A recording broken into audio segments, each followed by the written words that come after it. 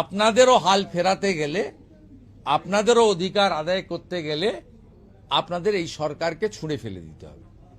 এটা আমাদের দিক থেকে আবেদন আমরা বলেছি।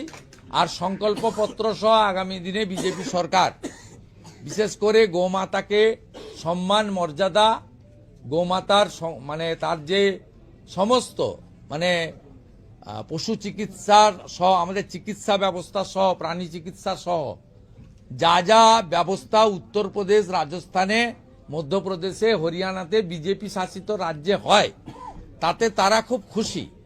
আমি একটি প্রতিনিধি দলকে হরিয়ানা বা উত্তরপ্রদেশে এই যাদব সমাজের প্রতিনিধিকে বলেছি আপনারা গিয়ে সেখানে দেখে আসুন কিভাবে এই গোমাতাদেরকে তারা বিভিন্নভাবে, গোমাতা তো আমাদের একটা আস্থার জায়গা, সেটাকে করছেন।